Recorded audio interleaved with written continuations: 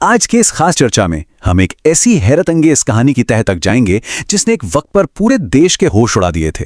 जी हां, हम बात कर रहे हैं हर्षद मेहता की। एक ऐसा इंसान जिसने हमारे बैंकिंग सिस्टम में एक ऐसी खामी, एक ऐसा लूप होल ढूंढ निकाला जिसके दम पर उसने पूरे के पूरे इंडियन स्टॉक मार्केट को अपने इशारों पर नचा दिया। ये सिर्फ पैसों की हेराफेरी नहीं थी, ये मार्केट को पूरी तरह से हाईजैक करने का एक ऐसा मास्टर प्लान था जिसे सुनकर आज भी बड़े बड़े फाइनेंशियल एक्सपर्ट्स दांतों तले उंगली दबा लेते हैं। अब जरा एक नंबर पर गौर कीजिए, 15,000। 15,000 ये कोई आम नंबर नहीं है। जरा समंदर के ठीक सामने बने 15,000 स्क्वायर फीट के एक आलीशान पेंटहाउस की कल्पना कीजिए।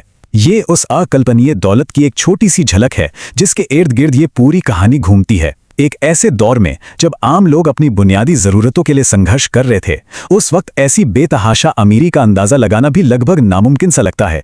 ये सिर्फ अमीरी नहीं थी, ये अपने आप में एक साम्राज्य था।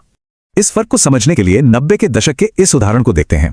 एक तरफ थी बिल्कुल साधारण सी मारुति 800 जो उस वक्त एक सफल इंसान की पहचान हुआ करती थी, और दूसरी तरफ थी चमचमाती हुई इंपोर्टेड टोयोटा लेक्सस जो मेहता की अपनी निजी सवारी थी। ये जमीन आसमान का अंतर एक बहुत बड़ा सवाल खड़ा करता है कि आखिर कैसे किसी एक अकेले व्यक्ति के पास इतनी असीमित शक्ति और संपत्ति आ गई कि वो रातों रात हजारों लोगों की किस्मत बना या बिगाड़ सकता था। आखिर ये सब शुरू कैसे हुआ? तो चलिए अपने इस विश्लेषण के पहले हिस्से पर नजर डालते हैं, द अल्टीमेट फाइनेंशियल इल्यूजन, यानी 4000% का एक मार्केट भूकंप। हम गहराई से समझेंगे कि कैसे सिर्फ एक शब्द से किसी लगभग मर चुकी कंपनी के शेयर्स में 4000% तक का भारी उछाल लाया जा सकता था। आगे बढ़ते हैं भाग 2 की तरफ, hustle in the Bombay exchange. छोटे मोटे कामों से लेकर ट्रेडिंग फ्लोर तक का वो सफर। देखिए, हर्षद मेहता की कहानी किसी चमकते हुए कॉर्पोरेट बोर्डरूम से शुरू नहीं होती, बल्कि ये शुरू होती है मुंबई के एक छोटे से मिडिल क्लास घर से। 1980 के दशक से पहले की बात करें तो मेहता ने होजरी और सीमेंट बेचने जैसे कई छोटे मोटे काम किए, लेकिन वहां कुछ खास हाथ नहीं लगा। फिर 80 के दशक की शुरुआत में एंट्री होती है बॉम्बे स्टॉक एक्सचेंज में, एक छोटे लेवल के जॉबर के तौर पे। अब याद रखिए, उस दौर का मार्केट आज की तरह कंप्यूटर स्क्रीन्स पर नहीं चलता था। यह पूरी तरह से कागजों, जोर जोर से लगने वाली आवाजों और भारी अफरा तफरी से भरा हुआ ठिकाना था। और इसी भीड़ और शोर शराबे के बीच 80 के दशक के मध्य तक आते आते एक गेम चेंजिंग बात समझ में आई। वो ये कि असली और अनलिमिटेड पैसा मार्केट के छोटे इन्वेस्टर्स के पास नहीं है। असली खजाना तो चुपचाप बैंक्स के अंदर बैठा हुआ है। और यहीं से शुरू होता है भाग 3, the bank receipt loop hole. वो पूरा मैकेनिज्म जिसने इस करोड़ों के घोटाले की नींव रखी। अब यहां सबसे जरूरी पॉइंट आता है, इसे ध्यान से समझते हैं।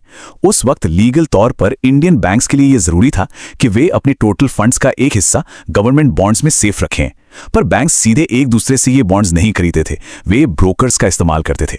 और यही एंट्री होती है बैंक रिसीट की। आखिर ये है क्या? असल में ये गवर्नमेंट बॉन्ड्स के लिए एक तरह का IOU है, मतलब एक लिखित वादा, एक कागज का टुकड़ा जो कहता है भाई मेरे पास आपकी बॉन्ड सुरक्षित है। मेहता ने इसी छोटे से कागज के टुकड़े की असली ताकत को पहचान लिया, और देखते ही देखते वो फाइनेंशियल इंस्टीट्यूशंस के बीच एक ऐसा भरोसेमंद मिडिलमैन बन गया जिस पर सब आंख बंद करके भरोसा करने लगे। तो ये हेराफेरी काम कैसे करती थी, इसे स्टेप बाय स्टेप तोड़ते हैं। स्टेप 1, बैंक ए से बॉन्ड्स खरीदने के नाम पर एक भारी भरकम चेक लेना। स्टेप 2, करप्ट बैंक अधिकारियों की मिलीभगत से एक जाली यानी फेक बैंक रसीद का उपयोग करके बैंक बी को बॉन्ड्स देने में देरी करना। और स्टेप 3, उस करोड़ों की नकद रकम को जो दरअसल बॉन्ड्स के लिए थी, चुपचाप शेयर बाजार में पंप कर देना। एक के बाद एक इन जाली कागजों ने सैकड़ों करोड़ों रुपयों का रास्ता खोल दिया, और कमाल की बात देखिए, किसी को इसकी भनक तक नहीं लगी। इसके बाद हम आते हैं भाग 4 पर, rise of the big bull. एक तरह से मार्केट में नकली सोना बनाने की पूरी प्रक्रिया। अब इस अनलिमिटेड और मुफ्त के पैसे के आते ही ट्रेडिंग फ्लोर पर जैसे एक भगवान का उदय हुआ। इलीगल तरीके से आए बैंक के इन पैसों को चुने हुए शेयर्स में लगाकर उन्हें इतनी ऊंचाई तक पहुंचा दिया गया जिसकी कोई कल्पना भी नहीं कर सकता था। ये ACC सीमेंट का चार्ट ही देख लीजिए। मेहता के आने से पहले ये शेयर महज 200 रुपए के आसपास संघर्ष कर रहा था, लेकिन इस हेरफेर के पीक पर इसने 9000 रुपए का आंकड़ा छू लिया। सोचिए, 200 से सीधा 9000। ये इतना अकल्पनीय उछाल था कि आम इन्वेस्टर्स आंख बंद करके अपना सारा पैसा उस इंसान के पीछे लगाने लगे जिसे अब तक मार्केट का बेताज बादशाह, द बिग बुल, मान लिया गया था। खैर, इतने बड़े फाइनेंशियल मायाजाल को बिना किसी रुकावट के चलाते रहने के लिए सिर्फ पैसा काफी नहीं था, एक मजबूत इमेज भी बनानी थी। और वो इमेज बनाई गई। किसी नामी मूवी स्टार की तरह इस अथाह दौलत का खुलेआम दिखावा किया गया। मीडिया को ठीक वही कहानियां परोसी गईं जो वे सुनना और छापना चाहते थे।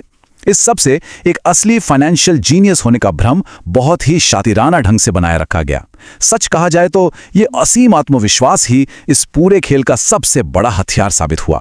लेकिन भाग 5, the house of cards falls, 1992 का वो ऐतिहासिक क्रैश जब ये ताश का महल आखिरकार ढह गया। जाहिर है, जाली कागजों और झूठे वादों पर टिकी ये इमारत हमेशा तो खड़ी नहीं रह सकती थी ना। 1992 का वो दिन जब मार्केट का सारा शोर शराबा अचानक एक डरावने सन्नाटे में बदल गया। एक बेहद तेज तरार फाइनेंशियल जर्नलिस्ट सुचेता दलाल ने दुनिया के सामने इस भारी हेराफेरी का पर्दाफाश कर दिया। उन्होंने अपने खुलासे में बताया था कि स्टेट बैंक ऑफ इंडिया के खाते से पूरा 500 करोड़ रुपए गायब हैं। इस एक चौंकाने वाली खबर ने पूरे शेयर बाजार और देश की रफ्तार को जैसे इमरजेंसी ब्रेक लगा दिया। हर कोई सन था कि आखिर इतना बड़ा अमाउंट गया तो गया कहां। और उसके बाद जो हुआ वो एक भयावह डोमिनो इफेक्ट था। घबराए हुए बैंक्स ने जैसे ही तुरंत अपने पैसों की वापसी की मांग की, पूरा सिस्टम कोलैप्स कर गया। वो पैसा तो मार्केट में फंसा हुआ था। रातों रात शेयर बाजार क्रैश हो गया और अवैध रूप से बढ़ाई गई वो सारी काल्पनिक संपत्ति पलक झपकते ही हवा हो गई। मेहता पूरी तरह से फंस चुका था।